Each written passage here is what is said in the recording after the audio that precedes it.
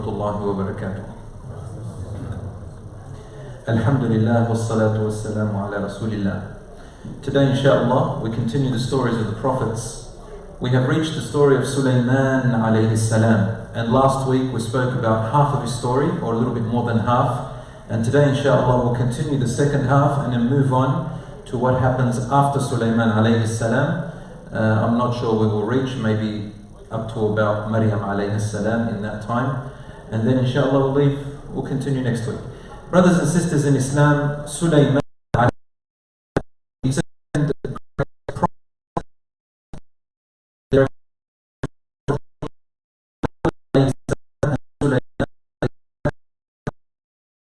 Sulaiman alayhi salam were also judges.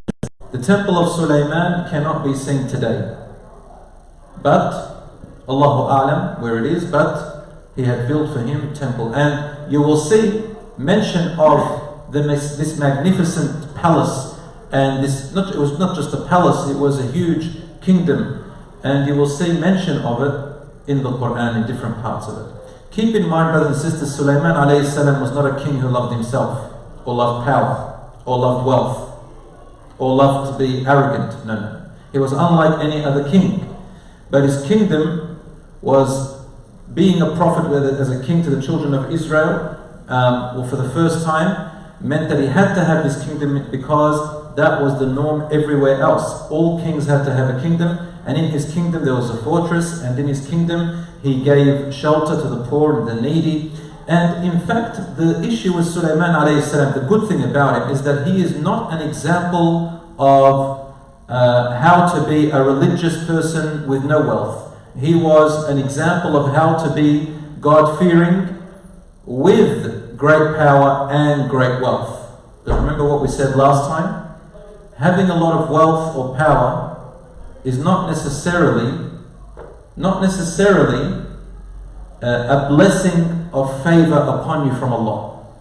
And not having it is not necessarily a punishment or a disfavor upon you from Allah. That's not how we balance things. Both of them are a test, and Allah gives you what will befit you.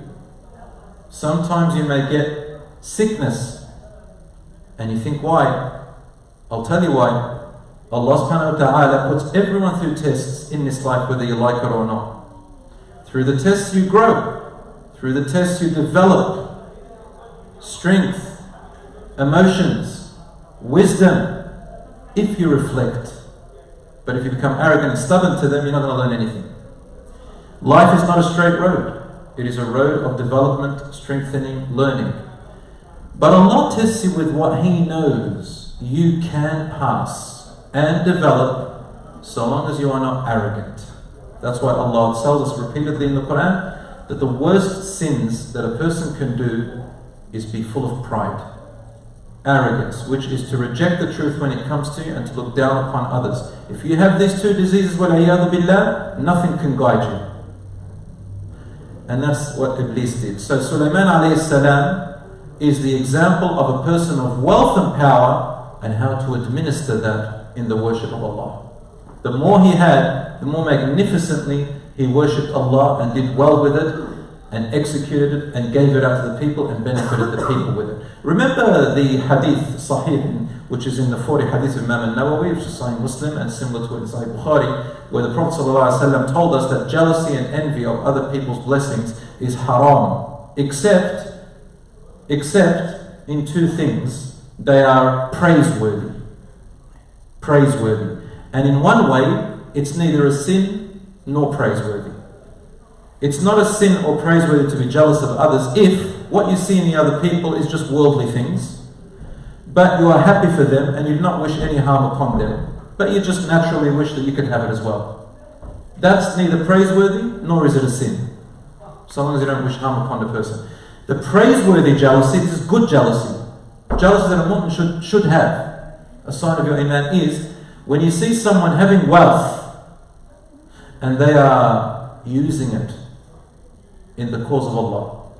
They are helping the needy, the poor, building, developing, making support services for people, helping people, whether it's education, whether it's their livelihood, whether it's whatever it may be, and you find that this person is using their wealth in paths which Allah loves, and you wish you had that wealth so that you can do the same in the cause of Allah. So it's actually an opposite jealousy. It's kind of a positive jealousy, which means that you don't actually have, you want so that you can give. You don't actually desire to have, but without having it cannot give. And the second type of good jealousy is when you see someone endued with knowledge and wisdom, or something of religion, knowledge and wisdom in religion, or some skill in religion, and they benefit others with that deen, and you wish you could have knowledge like that or skills like that in order that you can benefit others with the deen for the sake of Allah. One condition, so long as you do not wish harm upon the person, you are happy for them, you are glad that they have it, and you wish that they always have it, and you make dua for them to Allah to bless it for them. This is one of the signs of saying Allah bless it for them. To yourself. You don't have to say it to the person. Some people, they say it to the person. It comes out a little bit, it's not very genuine like that. So you have to say it to yourself, like, oh Allah bless their wealth. And oh Allah, give me wealth like that person so that I may benefit in your path. Oh Allah, give me knowledge like that person has knowledge, so that I can benefit people the same way they are benefiting, and bless their knowledge. So this is good jealousy. And Sulaiman alayhi salam is an example of that. Brothers and sisters, Sulaiman had this temple, a kingdom, and in that he used to have a council where he had chosen among the best of his men and among the best of his animals and among the best of his jinns, animals, humans. Maybe there were women among them too, because in this story today you will find a mention of a very genius and virtuous woman whom Allah mentions in the Quran. So Sulaiman alayhi salam used to bring this counsel. Although he knew so much wisdom and knowledge, he still sought their counsel, their advice, their opinions. And that is the example of a good ruler or a good leader, whether you are the leader of your home or your business or an organization or an institute. It doesn't matter. You are a leader of something. And when you are a leader of something, given responsibility, how would you administer that responsibility? You are fair. If you make a mistake, you are open to people correcting your mistake. If you are right, you do not belittle the others for doing the wrong. And you see yourself equal to them. This is Sulaiman alayhi salam, a prophet of Allah and a king.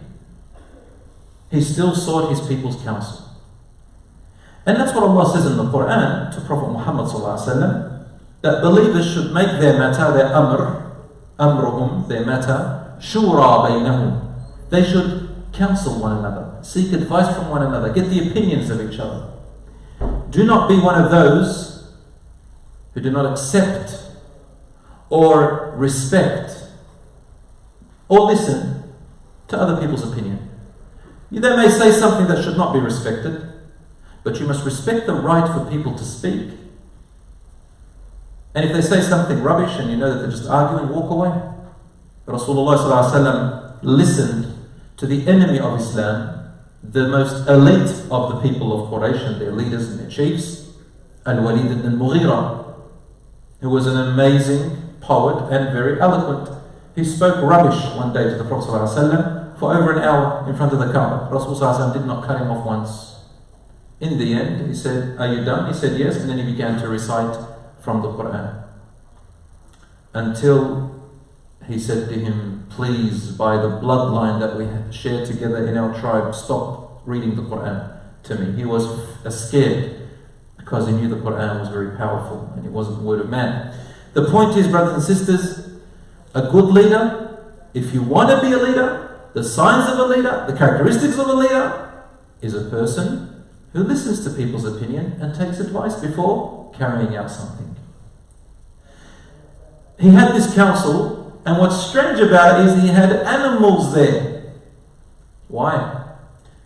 From reading in the Quran, especially in Surah An-Naml, the chapter of the ant, And there's also Surah Al-Nahl, the chapter of the bee, and Surah Al-Ankabut, the chapter of the spider. Alright, we understand from what's said in these verses, especially Surah Al-Naml, that animals do have a level of intelligence. And they expound upon things, they discover things that human beings don't know themselves. Some of them are by nature. The animal knows them by nature. And don't we learn from the animals? Yes or no? Where did we learn flight from? The birds. Where did we learn building from? The ants, the bees, the termites, the spider.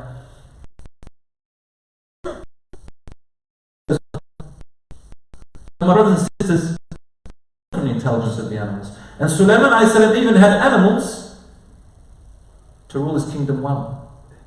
And he had jinns who could see things we cannot see. So, brothers and sisters, in that council, he had a meeting, we don't know every week, every day, Allahu A'lam, a meeting with the councils to discover the affairs of the land and what's going on. And we know that Sulaiman had ruled, he was the great ruler of Jerusalem, all of Palestine today, and Syria. Now, in those days, Greater Syria and Palestine were Asham, which means Palestine, Lebanon, Syria that we know of today, Jordan, in those days, of course, Transjordan, it was a little bit bigger than Jordan, and parts of Turkey. That was all the place that Sulaiman a.s. ruled. And his knowledge and his wisdom and his ability and his skills and his miracles and his phenomenal things that he did were known throughout the world. There were many other kings that ruled other places and they knew about Sulaiman alayhi salam. So they respected him and feared him. Nobody dared to cross lines with him. Now, one day he met in the council, it says it in the Quran, Surah Al-Naml, and Allah subhanahu wa ta'ala says, straight away, وَتَفَقَّدَ الطَّيْرَ فَقَالَ مَا لِيَ لَا أَرَى الْهُدْهُدَ أَمْ كَانَ مِنَ الْغَائِبِينَ. Allah tells us about a situation, a scenario. One time, it was in the council, he looked around his people, and he looked at the birds. So it's as if he had a section for the birds and a section for the jinns and a section for the humans and so on. He looked at the birds. And when he looked at them, searching through them, tafaqqad, it's as though he was always taking a roll, you know, who's here, who's not. Attendance roll, like what a teacher does. And he noticed that the hudhud was not there. What is a hudhud? Translated in English as the woodpecker. The woodpecker. So he had different types of birds. He noticed the woodpecker wasn't there. Now some mufassirun say that the role of the woodpecker, some commentators of the Quran, historians, they say the role of the woodpecker of Sulaiman alayhi salam was to discover where there was water and fountains under the ground. The woodpecker, therefore, had geometrical skills. You know, geometrical skills. They knew how to map the world and how to find resources and water. It's an intelligent animal. So Sulaiman alayhi salam needs the hudhud. So he goes, why do I not see the hudhud among you today? Or has he decided to be absent without a proper or valid excuse? لَأُعَذِّبَنَّهُ عَذَابًا شَدِيدًا أَوْ لَأَذْبَحَنَّهُ أَوْ لَيَأْتِيَنِّي بِسُلْطَانٍ مُبِينٍ. He said something strange. Sulaiman a.s. said, I will torture him, or I will even slaughter him, or else he must come to me with a clear knowledge, a clear news. Sultan means knowledge or news that gives more strength or power to you.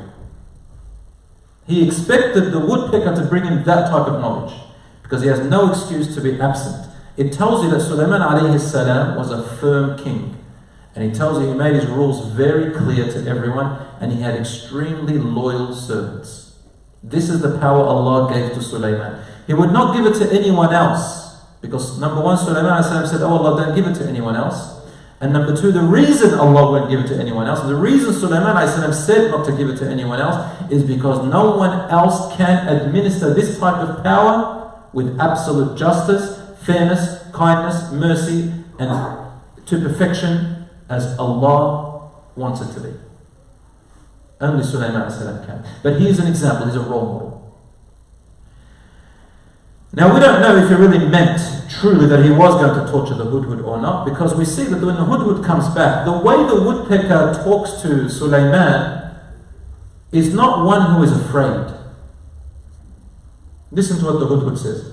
Allah said, فمكث غير بعيد فقال أحطت بما لم تحط به وجئتك من سبأ بنبأ يقين.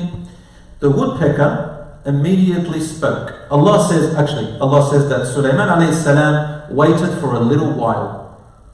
And then after a little while, the woodpecker returned. Now, the word little while, it meant that the woodpecker had traveled a long distance. And it was late because he had been somewhere far. I wonder where. And it said to him, I discovered something which you did not discover. And I have come to you from Sheba, Sabah, a place outside of Jordan, or close to Jordan, but a little bit outside, with a certain news that no one can deny. Now, the hudhud is saying, the woodpecker, I discovered something you didn't discover. The woodpecker is not talking about the city of Sheba. Sulaiman knew there was a city of Sheba, and it was very known historically. They were an ancient civilization that everybody knew about, and they traded in the routes of the different canals of the Gulf and so on that we know today. And they were very well known. In fact, they probably all, they traded together. But what the woodpecker had found was something else, which mattered a lot to Sulaiman. Not that she has a kingdom, not that they trade, not that they have a city there that is not owned by him. No, he was not interested in any of that. What the woodpecker was found is this. إني وجدت امرأة تملكهم وأوتيت من كل شيء ولها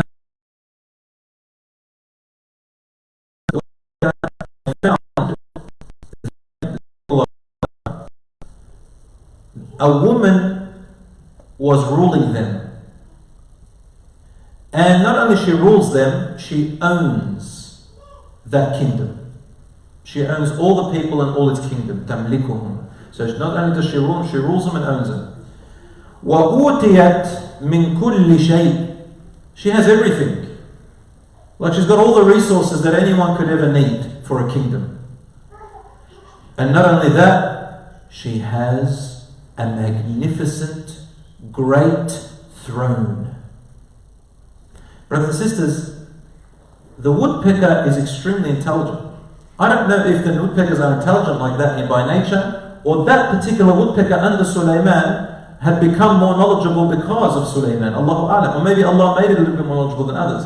The woodpecker did not say, she has a great kingdom. He said, she has a great throne. Why? Because the woodpecker respects Sulaiman's kingdom. You cannot say she has a great kingdom, because then you are equating it to the king you are addressing. Her kingdom is great like yours. He wanted to make her lesser than him. He said she has a great throne out of respect. And Sulaiman would work out the rest. That she has a big kingdom, a powerful kingdom.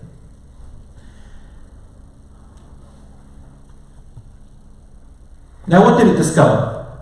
He said, وَجَدْتُهَا وَقَوْمَهَا يَسْجُدُونَ لِلشَّمْسِ. What I found was that her and her people were prostrating to the sun. مِن دُونِ اللَّهِ, instead of Allah. وزين لهم الشيطان أعمالهم فصدهم عن السبيل فهم لا يهتدون. And the shaitan led them off the straight path, and so they can't be guided. This is so intricately detailed by the woodpecker. Brothers and sisters, listen to what the woodpecker is saying. The woodpecker almost understands the psychology of human beings. How? It did not say they chose to follow it. She's saying the shaitan and his history of deluding their forefathers led these people to worship the wrong thing, thinking the sun is the God. And so they're not guided. In other words, I think, in other words, I'm going to put it in brackets, as if the woodpecker is saying, I think they're sincere people who have just been deluded. She's not judging the people. She's not judging them. She's not saying something else, which is the prophet.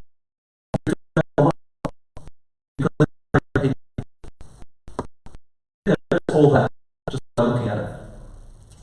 Sulaiman alayhi salam didn't know what they were worshipping. He didn't know that people were worshipping the sun instead of Allah.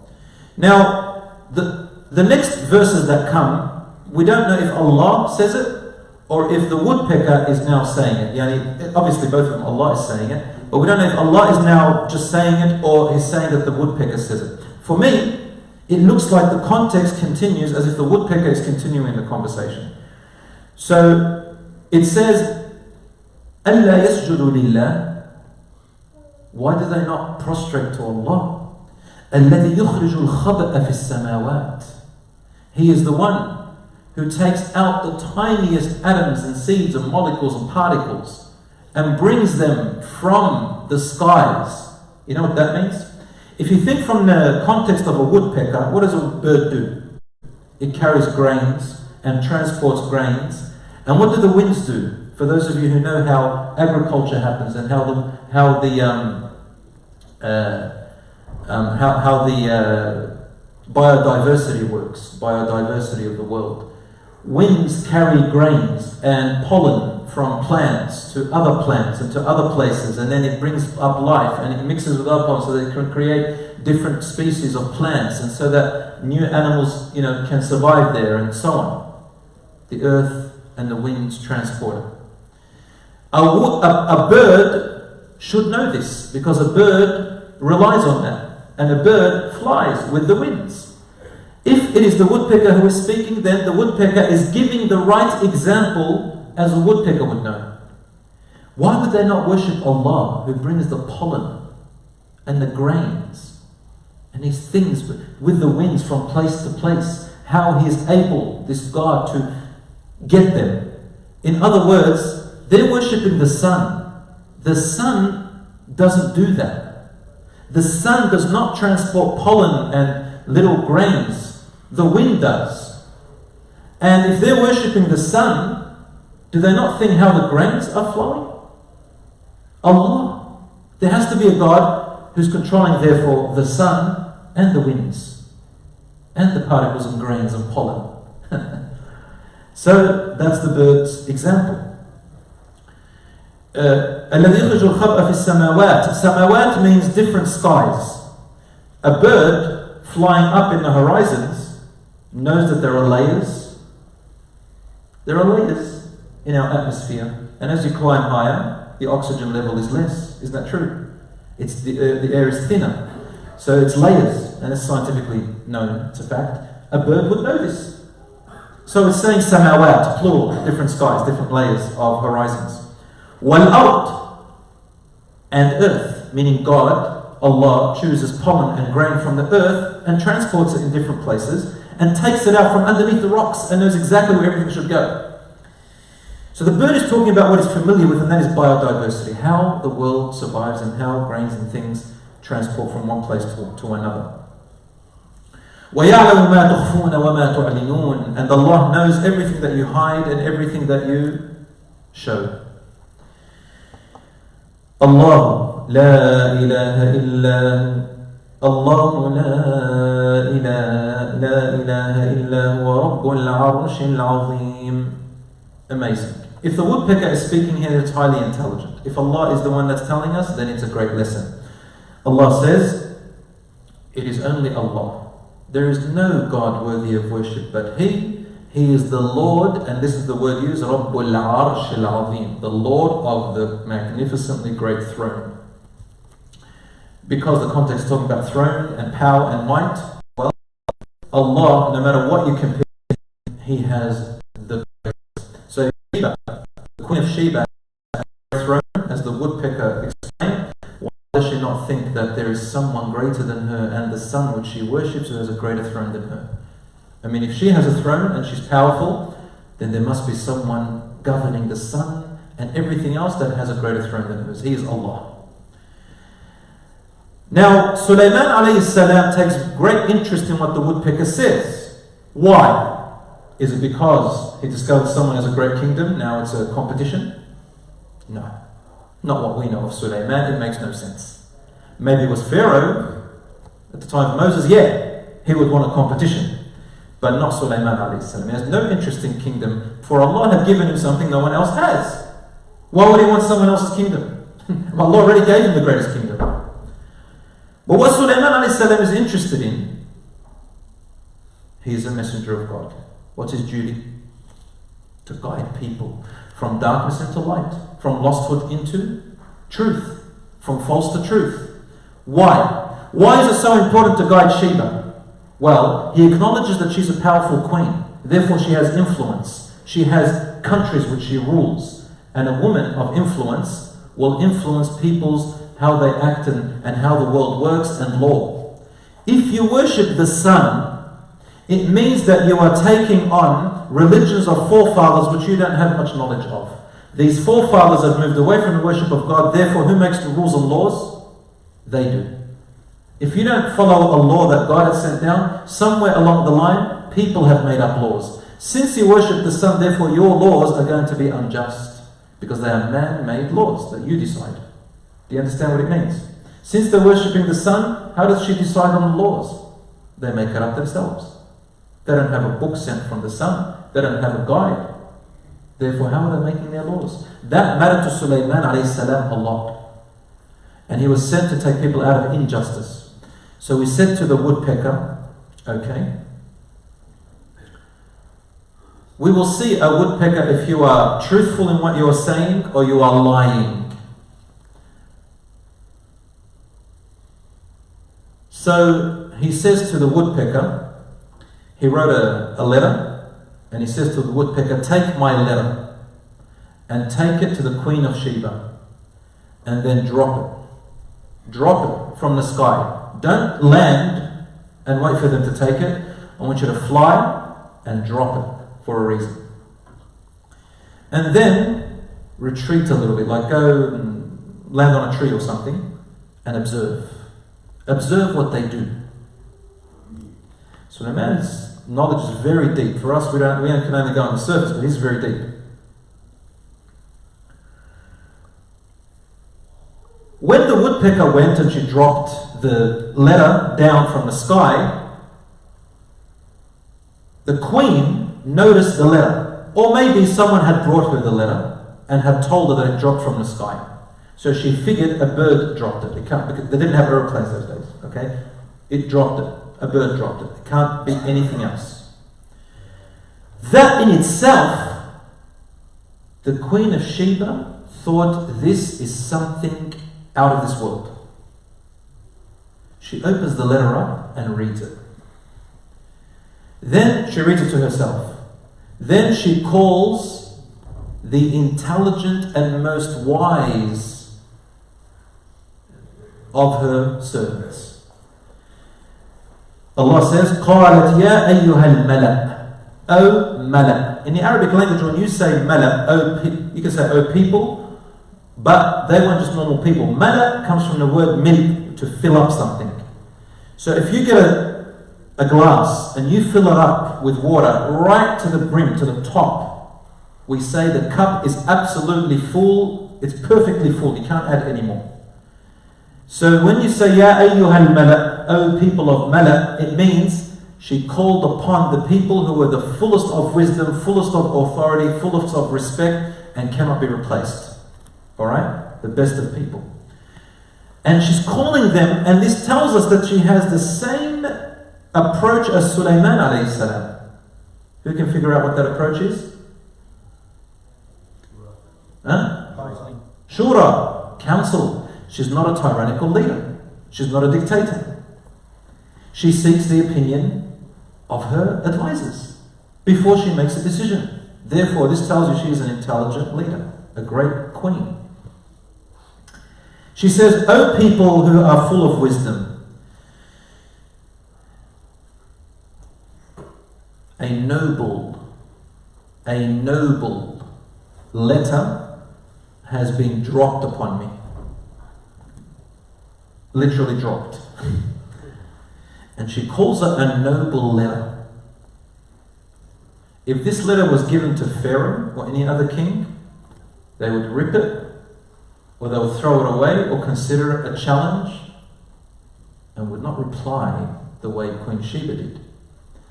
But Allah is giving us a sign that here is a non-Muslim leader, and she is a woman, and she happens to have been given intelligence beyond measure. She calls it a noble letter for two reasons. Number one, the way that it's written. Number two, it's dropped from the sky by a bird. Kings don't deliver letters through birds. They deliver it through messengers. But it's dropped by a bird, which means it's like he's not afraid. He's not like any other king. He's not equal to any other king. And he brings me a bird to just drop a letter like I'm nothing. He's not afraid. And there is a third reason. And that is, she doesn't want to get her advisors into an emotional mix-up. If Pharaoh, the old Pharaoh of Moses, remember what he said to his people when Moses came to him. He said, my advisors, he's a magician, he's a sorcerer, he's an evil person, he's come to take you out of your land. So tell me, what do you want to do? That's called prophetic. You are people. That's what, some of us, we do this. God, may Allah subhanahu wa ta'ala forgive us. I don't like it. I'm just saying, some of us like to do it. We get this hamiyah, this emotion build up. We're emotionally fueled when we talk sometimes. And then what happens when you're emotionally fueled or you're provocative? You don't know how to think anymore. This queen was very smart. She wants perfect advice, and not to let her advisors get into an emotional fueled thing, where they'll say, our lands, our people, we are stronger, we are this, we are that. When? Come on, we will show them who we are. No. The queen knows. She doesn't want them. She wants them to think straight and be composed. Think with this. So she said a noble letter, so as not to excite emotion and provoke. Great queen. And then she says to them, Innahu min Sulaiman. Before you talk, this letter is from Sulaiman. You all know who Sulaiman is, right? He is the great king of magnificent and phenomenal feats that he does. We all have heard about him. So first of all, before you talk, it's from Sulaiman, so think. وَإِنَّهُ, and it begins with Bismillahir Rahmanir Rahim. She's never seen these words before, she's reading it. She goes, وَإِنَّهُ, and it is Bismillahir Rahmanir Rahim. She didn't say it starts with Bismillah ar-Rahman ar-Rahim. She says it is Bismillah ar-Rahman ar-Rahim. The way she understands the letter is that everything about Sulaiman and everything about this letter is based on these words. In the name of Allah, the only one God, the source of all mercy, the one whose mercy never runs out, ever flowing. Source of all mercy, the ever flowing mercy that never runs out. Mercy, Allah. From the king to the king. And they certainly don't start with mercy. They start with a threat. But this letter starts with Bismillah ar-Rahman ar-Rahim. No king has ever written like that, except the Prophet Sulaiman and the Prophet Muhammad when he wrote to the different kings of the world. Remember? What did some of them do with it? The king of Persia ripped it up and put it underneath his feet, and he says, it comes from behind camel dung, camel poo, and sheep, and he wants to tell me to kneel before a god of his, right? And the Romans, they sort of said, take it away and so on. This Queen Sheba did not do that. She goes, it's a noble letter. She's thinking. She's not an emotionally filled person. And then she says, it says, Bismillah ar-Rahman ar-Rahim, أَلَّا تَعْلُوا عَلَيَّ وَأَتُونِي مُسْلِمِينَ. Do not be submitting. That's it. The letter does not waste time. He doesn't give an introduction. He doesn't say anything, doesn't negotiate. Straight to the point. Don't rise above me and come to me immediately submitted. Submit. This is truly like any king who receives that is a threat. It's an all-out war. But this queen didn't see it that way. She looked at how the bird has dropped it. It says Bismillah ar-Rahman. It's from Sulaiman. We know who he is, and he does not waste time telling me quickly come and submit. Come to me before me. She said, "O my wise noble people, give me your advice, give me your opinions in my matter. I will not make a decision and never will. And you know that I never have. Ma kuntu, meaning I have never and never will. That's not my principle. My principle and my rule is that I will never make a decision without seeking your advice first. And you witness." And that's the sign of a good leader, that you make the people part of the decision, so that they can take responsibility and feel like it's their own. That's true good relationship and loyalty. Their answer was, قالوا نحن أولو قوة وأولو بأس شديد والأمر إليك فانظري ماذا تأمرين. They came out with their strong words. They said, we are people of great strength and great power and determination, but the matter is yours, so you tell us, what would you like to command? They didn't give her a straight answer.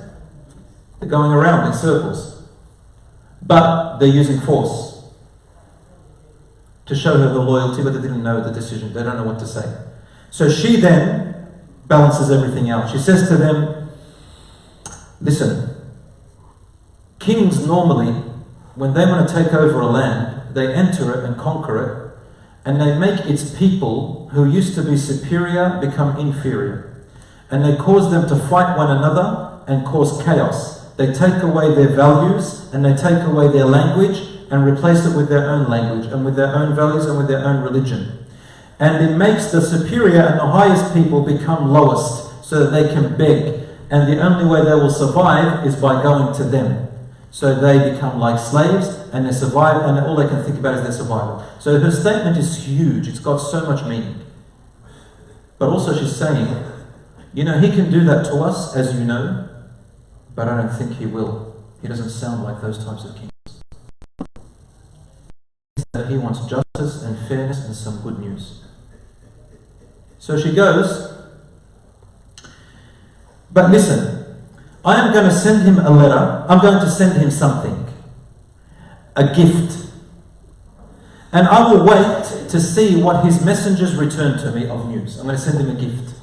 Why send him a gift? Well, the kings used to send gifts to each other that were expensive and valuable, and they had messages in them, like it had a message. You send the gift and go, what do you mean by that?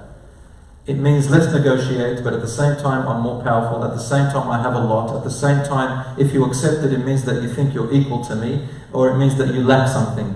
They knew what it meant. So she sent it. And when the messenger arrived to Sulaiman alayhi salam and gave him the gift from Sheba, he said immediately, أَتُمِدُّونَنِ بِمَالٍ, are you trying to support me with wealth? I don't need it. فَمَا آتَانِيَ اللَّهُ خَيْرٌ. He said to the messenger, what Allah has given me is far better مِمَّا آتَاكُمْ, from what He gave you. بَلْ أَنْتُمْ بِهَدِيَّتِكُمْ تَفْرَحُونَ. You are so, your intelligence is inferior to what it should be by looking at your gift as something worth of value? But you take pride in giving gifts. Is this all you have? Like, don't you have higher values than that? You know, just materialistic? You're just materialistic people? You see your value based on materialism? Materialism? And look what he said. He says, Allah gave me. Other kings will say, I have. My forefathers, I have built. He said, Allah. All these statements, the Queen Sheba is noticing them. She's thinking, he's returning me back to Allah. I know a brother who converted to Islam to come in. He says, what made me convert to Islam is the fact that when any question I asked you guys, you didn't give me your opinion. You just referred back to the Quran. Well, the Quran says, God says, well, the Prophet said. And that shows you that you're not giving something out of your own head. You're not making up stuff. So my brothers and sisters, he said to them, go back to him. Go, messenger, you return back to your queen, and we shall bring an army that you will not be able to uphold and not be able to face. We shall bring that to them, and we shall take them in outside of their land inferior and lowly while they are lowly. Exactly as Queen Sheba said. And then when the messenger left, Sulaiman a.s. turns to his advisors and all that, and he says to them, O people, Mala, again, the wise people, who of you is able to bring me that throne of hers, the quickest? I want that throne, the one that the woodpecker talked about. Allah says, a jinn who was a afrit. So jinns have different powers and different ranks. This was a jinn who has greater power, strength, and rank. He was an afrit. Afrit means the higher ranking jinns, more powerful jinns, called afrit. Afrit from the jinns said, أَنَا آتِيكَ بِهِ قَبْلَ أَن تَقُومَ مِن مَقَامِكَ. I can bring you her throne before you leave this council. Now some people assume that قَبْلَ أَن تَقُومَ مَقَامِكَ means before you get out of your chair, before you stand up. No, it doesn't mean that. Al-Maqam means the council. Now his council is assumed to be what, 2-3 hours? So by the time your council ends, I will have your throne here. But you know how far away Sheba's land is? It was 1,000. It's more than. It's approximately 2,000 kilometers away. 2,000 kilometers away from Jerusalem. You can't get a throne and carry it all the way in just 2 or 3 hours. Or even if you had a Concorde aeroplane, maybe, but not in that time. The Afrit had a power to travel so fast and bring it 2,000 kilometers within an hour or 2 hours. Now, as he said that, a man, Allah says, from the context it's a man, it's a human being. A human being stood up immediately and said, I can bring you her throne before you blink. Before you blink. Before Sulaiman even blinked, the throne was in front of him. How? Miracle. You know, scientists and astronomers are now discovering through the Hubble telescope things in the universe faster than what we can imagine. The fastest speed is light. Tremendous speed that we never thought existed. Allah can do that if you believe in Allah's miracles. So Allah says, a man or a human or the one who is given knowledge. We don't know what this knowledge is. It doesn't mention who he is. It doesn't mention what he said. But Allah had given them knowledge. So obviously it tells us, if you want to go fast or you want to reach fast speed, you need knowledge. What was this knowledge? We don't know. And it also tells us that human beings are not that advanced today. They were advanced with technology, yes, but there were advancements in those days that we still don't know about till today. Only Allah knows. But the point is, we can't reach and develop without knowledge. It just can't happen like that. He brought it to him and his throne was in front of him. Then Sulaiman alayhi salam immediately said, okay, نَكِّرُ لَهَا عَرْشَهَا. Now bring me the throne. Now what I want you to do with this throne is I want you to play around with it a little bit. Not change it. He didn't say غَيِّرُ, change it. He said نَكِّرُ. There's a difference between غَيِّرُ and نَكِّرُ. غَيِّرُ means to change it. Sulaiman said doesn't want to change it because he doesn't own it. He's not allowed to change something that belongs to someone else. That's unfair. Another queen. But he said, Nakiru, meaning make it look like slightly different. So what he did was, Mufassirun say, that he added something to it rather than take away something, and he covered some of the stuff on it. What did he cover? Every throne of a king has symbols and messages on their throne, either about their religion or about their forefathers or their beliefs and symbols. So what he did was he covered some of the symbols that are unacceptable and left the words that were acceptable by God. So covered the false, left the truth. And as Sheba entered, the queen came along. When she got the messengers, the threat from Sulaiman alayhi salam, they suddenly found her that she was coming to the kingdom of Sulaiman. When she arrived, before seeing Sulaiman, the throne was in front of her. It seems that Sulaiman alayhi salam had placed her throne somewhere in front, outside, or close to outside, or in some big room. Someone said to Sheba, the Queen Sheba, Balqis, they said to her, "Ahakadha arshuki?" We don't know if it was one of the soldiers or the men of Sulaiman or one of her men, but it seems like it was one of the men of Sulaiman, because Sulaiman wanted to test her. And Sulaiman said, alter it a little bit, and we will see if she is intelligent enough, whether she can be guided or whether she is not one of those who can be guided. Let's see what happened. They said to her, "Is that how your throne looks like?" They didn't say, "Is that your throne?" They said, "Is that how your throne looks like?"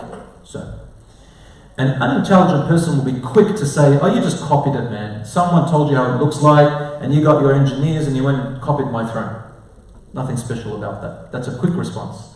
If she had said that, Sulaiman would know she's not intelligent enough. Why? She received a letter from a woodpecker. She saw my kingdom. She knows all about me. And now she comes and says, "Oh, you just copied it?"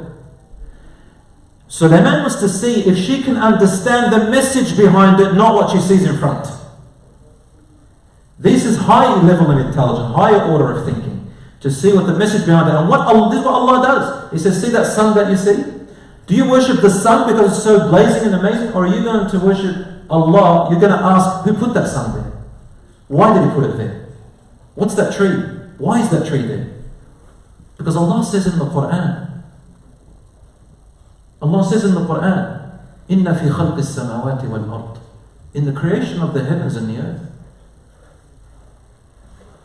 "Inna fi khalqi as-samawati wal-ard wa ikhtilaf al-layli wan-nahar," and the way the night and the day are different and change and alter. لآيات, there are signs and messages. لقوم يتفكرون.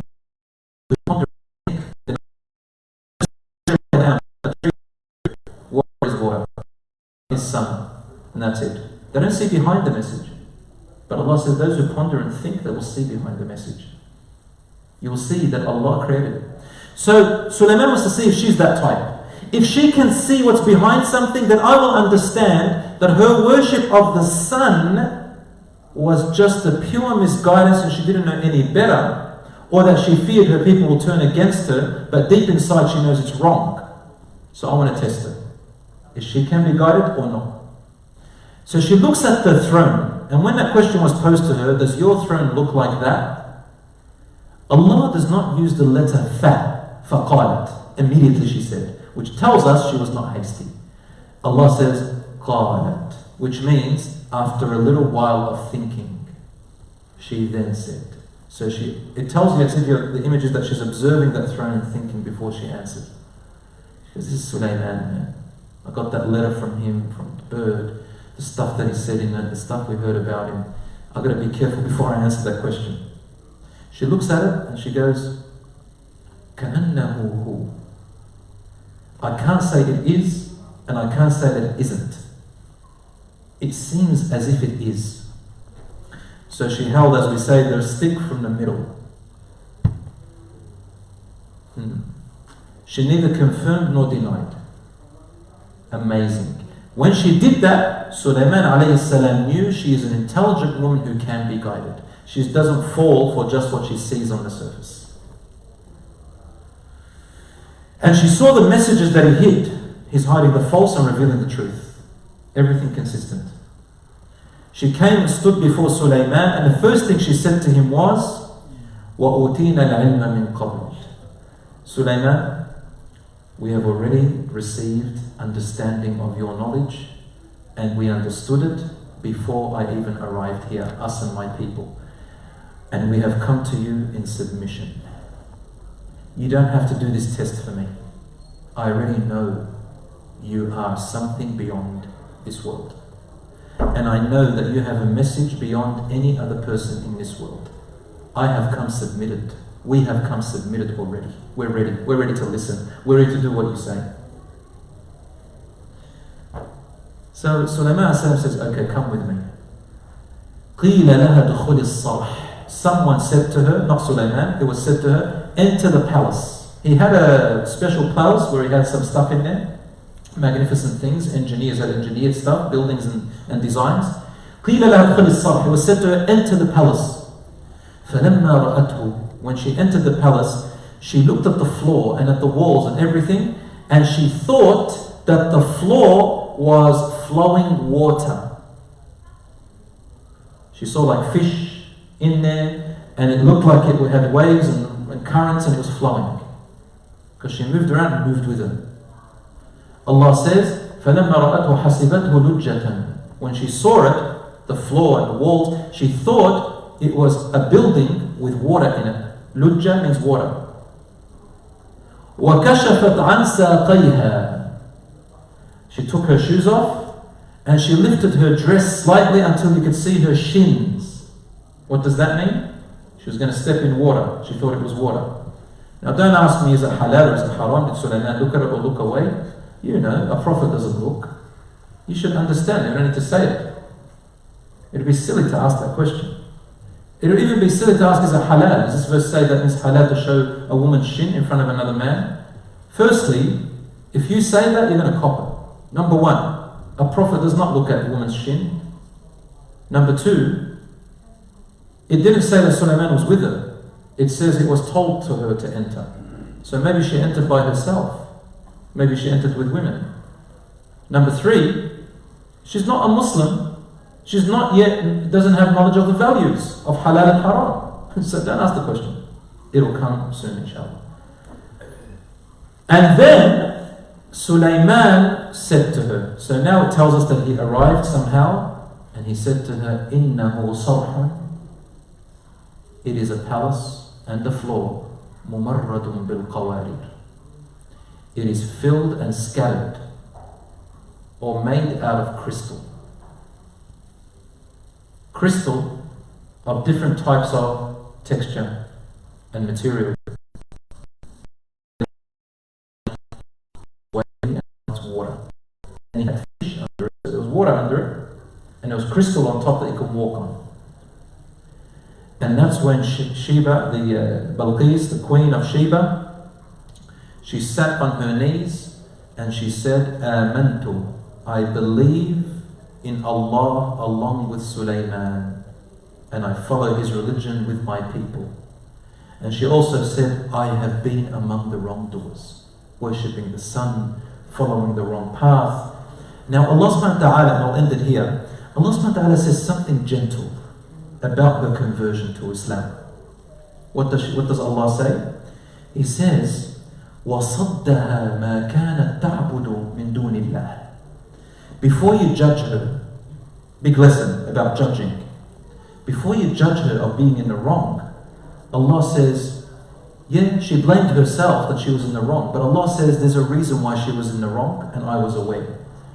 What she worshipped instead of Allah, that's what made her not see the truth. Allah did not blame her for being misguided. He blamed what she had to carry. She had to carry her people's religion. She had to carry the forefathers' religion. She didn't receive any other message. It tells us that there are some people out there who maybe they don't believe in Allah, or maybe they're following wrong guidance. But don't ever judge them as people who are going to hellfire before their death comes, before the day of judgment comes. You don't know. Every person is a potential Muslim. Every person may know or not know. Every person has their circumstance.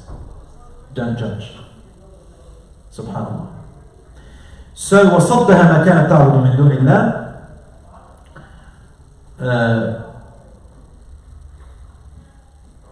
إِنَّهَا كَانَتْ مِن قَوْمٍ كَافِرِينَ. She belonged to a people who disbelieved.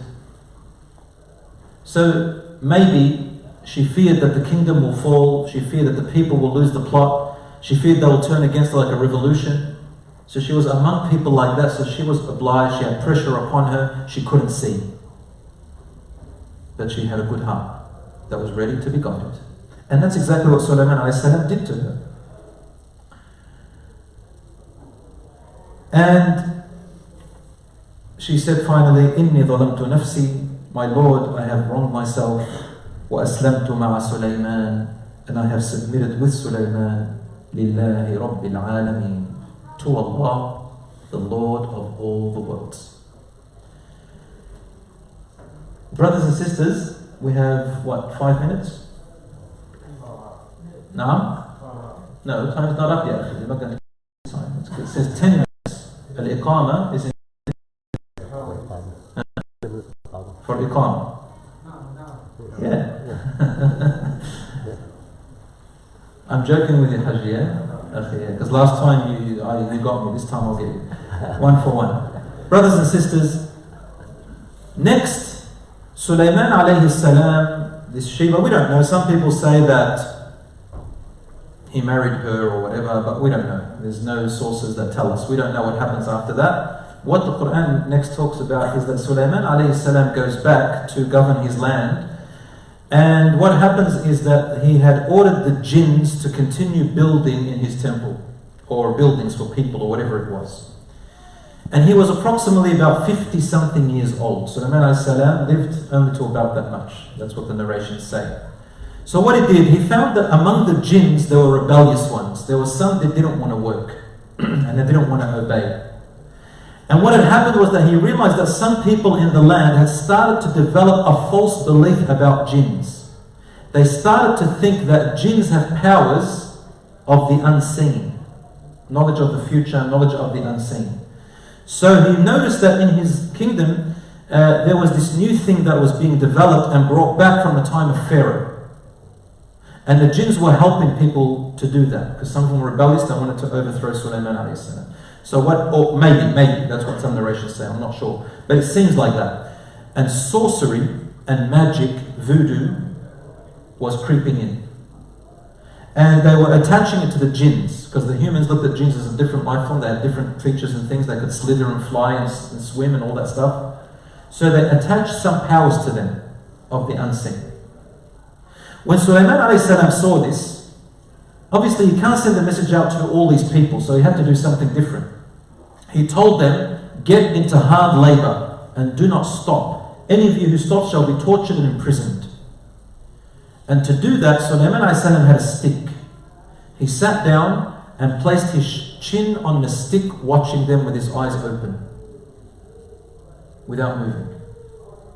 And it was the will of Allah that Sulaiman alayhi salam died. The angel of death came and took his soul while he was in that position with his chin on the stick and his eyes open. Why were his eyes open? Because everyone who dies, Rasulullah said in the Sahih Hadith, the eyes follow the ruh, they follow the soul, that's why they stay open. And it's a sunnah to close it. His eyes stayed open. The jinns were working and they're looking, afraid of Sulaiman. Every time they look, they notice he's looking at them, so they couldn't move.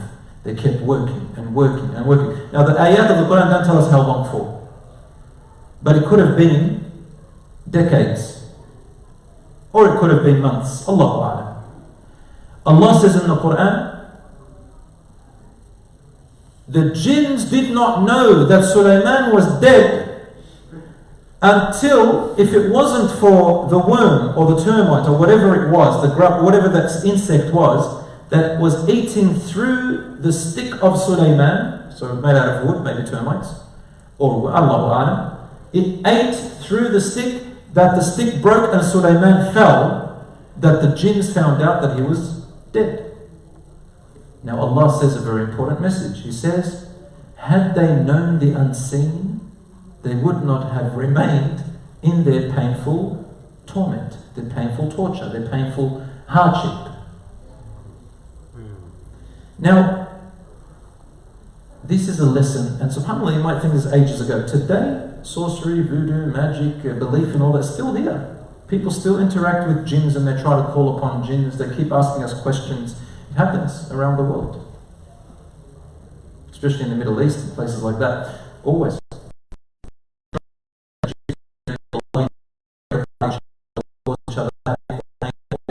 It is, and they communicate with jinns to try and think that. Now Allah subhanahu wa ta'ala answers in the Quran, Surah Al-Baqarah, He says, وَاتَّبَعُوا مَا تَتْلُو الشَّيَاطِينُ عَلَى مُلْكِ سُلَيْمَانَ وَمَا كَفَرَ سُلَيْمَانَ وَلَكِنَّ الشَّيَاطِينَ كَفَرُوا يُعَلِّمُونَ النَّاسَ السِّحْرَ. This verse is misunderstood by some people. Allah says, and they followed what the shaitans, what the devils used to say to them about the kingdom of Sulaiman. So it tells us that after Sulaiman a.s. died, the jinns and the shaitans scattered to misguide the people. So they used to tell them false information about Sulaiman and his kingdom. They told them that he used to use sorcery and there was sorcery. And Allah says, وَمَا كَفَرَ سُلَيْمَانَ. But Sulaiman is not the one who disbelieved. So therefore using sorcery is kufr. It's disbelief in Allah. وَلَكِنَّ الشَّيَاطِينَ كَفَرُوا. But it was the shaitans who disbelieved. يُعَلِّمُونَ النَّاسَ السِّحْرَ. They were the ones who were teaching the people magic.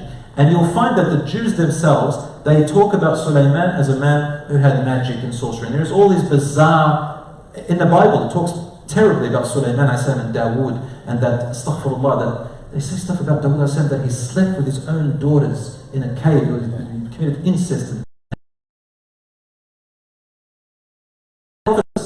this is what the different, how they honor and talks the truth. So Allah separates and protects Sulaiman a.s. and said, anyone who thinks that prophets taught people sorcery and magic, you are wrong. It was the shaitans and the jinns who taught them in the form of men. They used to come to them after Sulaiman a.s. and they used to say to them, yeah, in the kingdom of Sulaiman, we used to do sorcery and blah, blah, blah. And Allah says, no. وَمَا كَفَرَ Sulaiman. Sulaiman a.s. did not do kufr. But it was the shaitans who made kufr. They were teaching people sihr and voodoo. Brothers and sisters, I will finish it with this, that Rasulullah ﷺ told us, just in case anybody, if you know anyone who does this, or if there's anyone here who think this, Rasulullah ﷺ told us, كَذَبَ الْمُنَجِّمُونَ وَلَوْ صَدَقُوا. The people, the fortune tellers as they call themselves, or the psychics as they call them, the psychics are liars, even if they happen to tell you one or two truths. Coincidentally, they're liars. Don't believe them. And he said, "Man ذهب إلى عراف وصدقه بما قال." Whoever goes to a person who claims to be a fortune teller and believes what they say, فقد كفر بما أنزل على محمد صلى الله عليه وسلم. Then he or she has disbelieved in the Quran and what has been sent onto the Prophet صلى الله عليه وسلم. ومن ذهب إلى عراف. This hadith is in Sahih Bukhari and Muslim. He said, and whoever goes to a fortune teller or looks up what a fortune teller says, intending to want information and message and solutions, but does not believe what they say, 40 days of their prayers will not be accepted. The matter is very serious, right? And many harm and killings and deaths and murders and terrible things have been done in the name of voodoo and sorcery and all that rubbish, exploitation and how much they rob people of wealth and money. Just the other day, it was in the news on what was it, on Today Tonight. I think I just made advertisers for us in the masjid. I couldn't believe it. That news, and they brought in this guy who, they got people out in the street here in Australia who were trying to manipulate people into coming and telling them how to solve their problems through some chanting and ancient, I don't know what. And these are people believing them, giving them all their money when they're desperate. And Allah says, do not do that. I am here for you, call upon Allah. Subhanallah, these superstitions, still even in atheists and people of the West, who claim we don't follow religion, you find that they still find it fun to talk about star signs and tarot reading. People say, I was born in January or February, and it means this about me, or it means that about me. This is rubbish, foolishness, childish behavior. A Muslim does not believe in all that rubbish. No superstitions. No superstitions. The other day, my student said, our nails. If we cut nails, do we have to bury our nails? So who said that? Where did you get this information from? No Quranic verse or hadith Prophet or alim has ever told us that if you cut your nails, that you're supposed, maybe it's written in somewhere, but there's no source to it. Not from the Sunnah, to bury your nails. I say because, on the Day of Judgment something happens. And some people say if you cut your hair and bury it, on the Day of Judgment you get to stand on it so you don't feel the heat of the earth. So, don't just believe everything you hear without investigating it. And before you take information from any sheikh or scholar or anything like that, if someone tells you it, investigate. Do they have qualifications? Do people like them? Have they got a reputation? Do people listen to them? Are they known for their honesty? Know about them.